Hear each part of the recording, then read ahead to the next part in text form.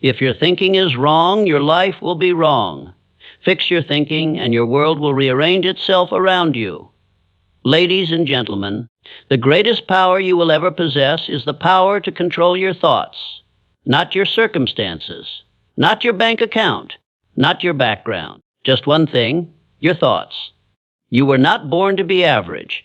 You were not designed for mediocrity. But if you think like the masses, you will live like the masses. Today, I will teach you how to think correctly, and in doing so, give you the master key to everything you want. Your mind is the most powerful tool you will ever own. It can be your greatest ally or your worst enemy. And here's the truth. If you do not take command of your mind, it will take command of you. Most people walk through life believing their thoughts are accidental, automatic, and unchangeable. They wake up each day and let their minds drift, filled with worry, comparison, self-doubt, fear of failure, and excuses dressed up as logic. They let the news decide their mood, let other people shape their confidence, and let circumstance dictate their destiny. But understand this, your mind is not supposed to be the master. It is supposed to be the servant. You were not born to be ruled by thoughts. You were born to direct them. A mind that is not trained becomes a chaotic battlefield of contradictory ideas. One moment it says, go forward. The next it whispers, you can't. One moment it dreams of success, and in the same breath, it screams, be realistic. Without conscious control, the mind pulls you in every direction, except the one you need to go. If you do not program your own mind, someone else will do it for you. The world will sell you fear, doubt, and mediocrity on every screen and every conversation. You must decide, daily, intentionally, relentlessly, that you are in charge. You must treat your thoughts the way a commander treats an army. Everyone must serve a mission. Everyone must be inspected. If it is negative, it must be replaced. If it is vague, it must be clarified. If it is disempowering, it must be eliminated. You must become the gatekeeper of your mental kingdom. And you do that not once, but constantly, because the mind, left alone, always reverts to safety and survival, not growth and greatness. So many people wonder why their lives never change. They ask for new results while thinking the same old thoughts. But no change can come from the outside until you conquer the inside. Your circumstances may be beyond your control, but your thoughts never are. And when you master this, when you discipline your mind, when you catch it slipping into negativity and pull it back, when you feed it only what strengthens you, you become powerful in a way few people ever understand. You start to respond to life, not react to it. You start to see solutions, not just problems. You begin to walk with clarity, speak with conviction, and act with purpose. Because you are no longer at the mercy of your thoughts. You are the creator of them. So I say again, if you do not control your mind, it will control you. And its control is not gentle. It will rob you of confidence, paralyze your ambition, and lock you in a life you never chose. Take the reins. Be ruthless with your mental discipline. Because once your mind obeys you, once it aligns with your purpose, there is nothing in this world that can stop you. Most people spend their lives trapped in a loop of reacting to problems. They wake up each morning thinking about what's wrong, what hurts, what they lack, and what they fear. Their mental energy is consumed by obstacles. They rehearse their frustrations, repeat their failures in their minds, and relieve their limitations. And they wonder why nothing changes. The truth is simply what you focus on expands. If your dominant thoughts revolve around your problems, you will magnify them. Not because life is unfair, but because the mind obeys focus. It delivers to you the reality you believe in most deeply. So when you think only in terms of problems, you begin to feel powerless, stuck, and overwhelmed. You begin to shrink from opportunities because all you can see is what could go wrong. You hesitate, you doubt, you delay, and that delay becomes your destiny. But there is another way. The person who learns to think in terms of purpose, not problems, commands a different kind of power. Purpose is forward-facing. Purpose ignores distractions. Purpose gives direction to every thought, every emotion, every decision. When you lock your mind on a clear purpose, your problems no longer dominate you. They begin to serve you. They become stepping stones, not stumbling blocks. They become training grounds for strength, not excuses for surrender. You must ask yourself, what am I moving toward? What is my definite chief aim? What is the outcome I desire so strongly that no problem will shake me from its pursuit? Because once you know your purpose, truly know it, your thoughts begin to align. Your inner dialogue changes. You no longer say, I hope things get better. You say, I will create what I desire. You stop asking, why is this happening to me? And instead declare, how can I use this to go further? Thinking in terms of purpose doesn't eliminate problems. It elevates your position above them. You stop being consumed by what's wrong and start becoming obsessed with what's possible. And that shift changes everything. A person with purpose does not beg life for clarity. They bring clarity to life. They do not wait for motivation. They are moved by their own vision. They do not hope for the best. They make the best inevitable. It begins with mental precision. If your goal is vague, your mind cannot support you. You must be exact. Don't say, I want success. That's empty. Say, I will build a business that impacts thousands. Don't say, I want to feel better. Say, I will train my body, elevate my energy, and walk with confidence. The mind needs targets, not wishes. It needs instructions, not ambiguity. And once that purpose is set, once it burns in your mind like a guiding stare, your thoughts become weapons. Your emotions become fuel. Your setbacks become data. And your entire being begins to move with direction. So I challenge you to abandon problem-based thinking. Stop rehearsing what hurts and start visualizing what heals. Stop giving your energy to what you fear and start investing it in what you want. Because when your mind is driven by purpose, you become the kind of person who bends reality, not the kind who breaks beneath it. Thinking alone is not enough. Wishing, hoping, daydreaming. None of it will move your life an inch unless it is paired with bold, deliberate action. And yet, this is where most people get stuck. They sit in silence, filling their minds with grand ideas and glowing visions, but their feet never move. They write plans. They imagine outcomes. They feel inspired for a moment. But then they wait. They hesitate. They prepare endlessly.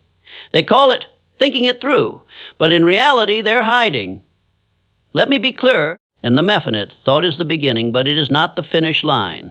You can have the most brilliant idea in the world, the most refined plan, the most detailed strategy.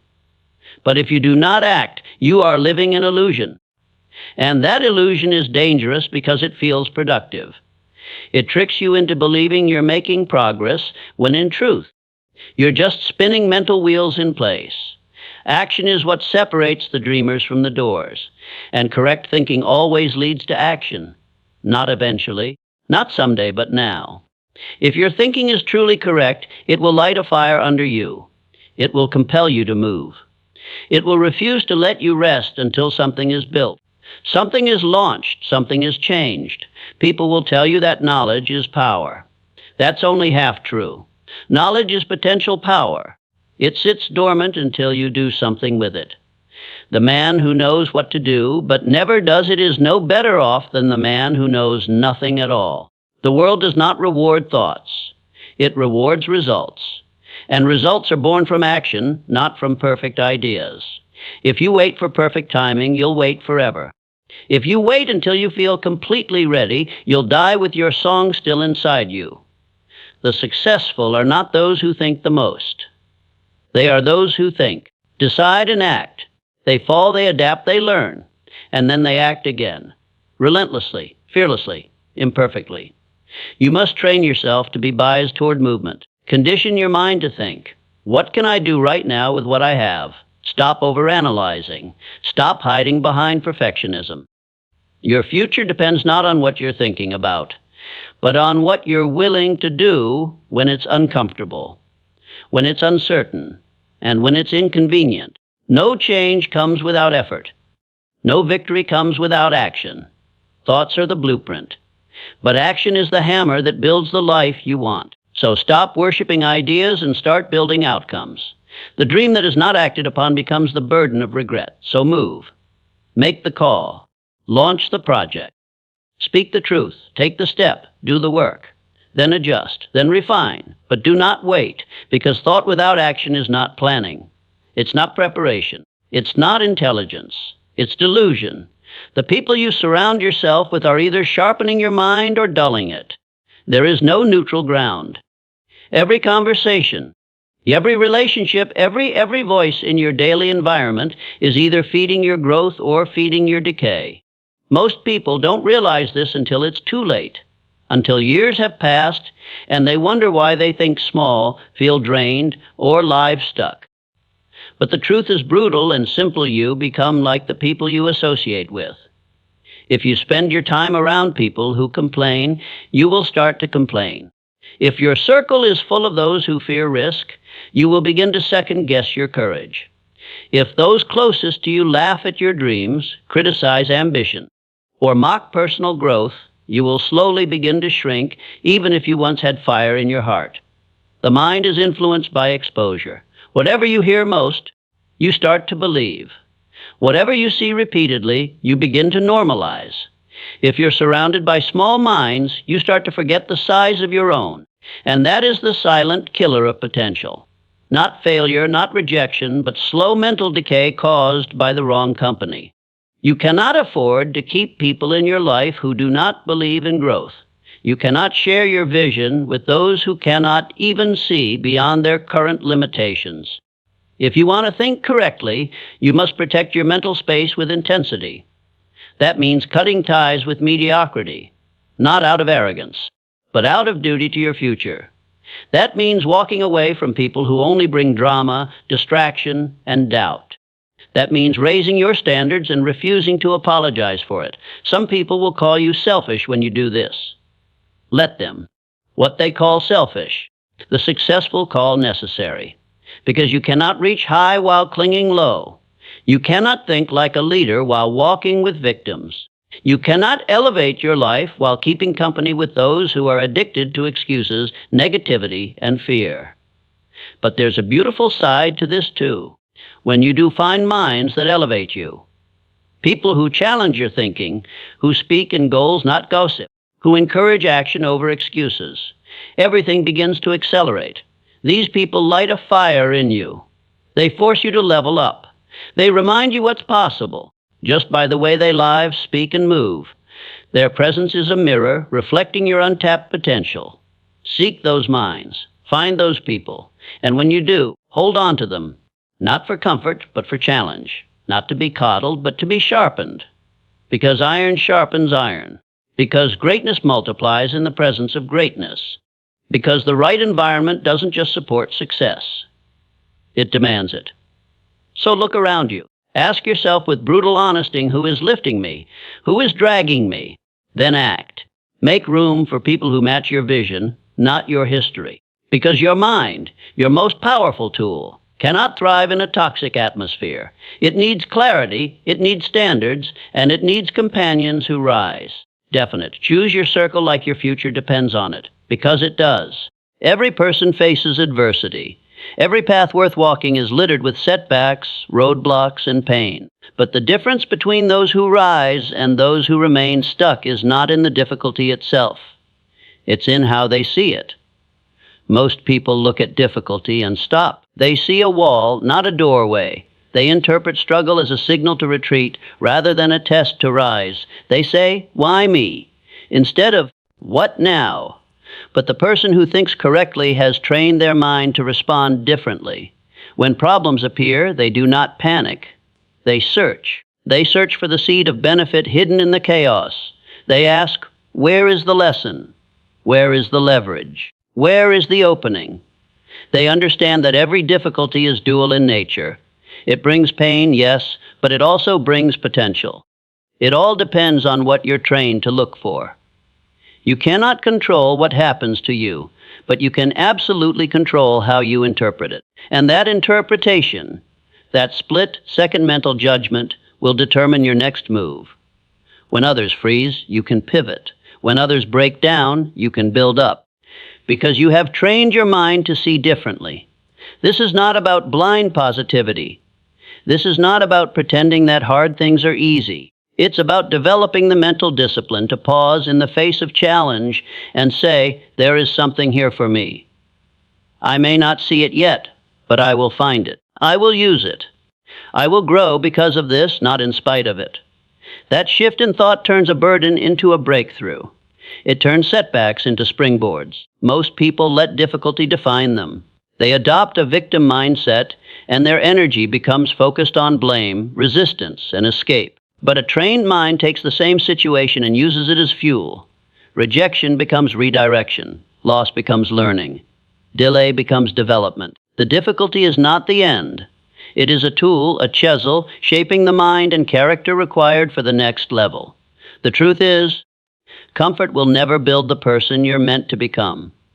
Adversity is the forge of strength. You must go through friction to gain force. The fire does not destroy the steel. It purifies it, and the mind, like steel, must be tempered under pressure. The question is not, will you face difficulty? You will. The real question is, how will you respond to it? You must begin to expect opportunity in every trial. Not hope, expect. You must become a mental alchemist, turning frustration into focus, fear into fuel, and pressure into progress. That is the mark of correct thinking, not the absence of hardship, but the presence of power in hardship. This is how the great ones think, not because they're lucky, not because they're gifted, but because they train for it daily, deliberately, and without excuse. So train your mind, not once, every day. When something goes wrong, pause, breathe, then ask, what does this make possible? What strength is this building in me? How can I use this right now to become more focused, more fearless, more unstoppable? Because once you master the ability to extract opportunity from difficulty, you become dangerous to limitation. You become a creator, no longer a captive. And life, with all its twists, turns, and trials, becomes your training ground for greatness. You don't need more talent. You don't need better luck. You need to think correctly, deliberately, powerfully, and persistently. Because once you master your thinking, everything else bends to your will. Now ask yourself, are you ready to think correctly and live exceptionally? Thank you.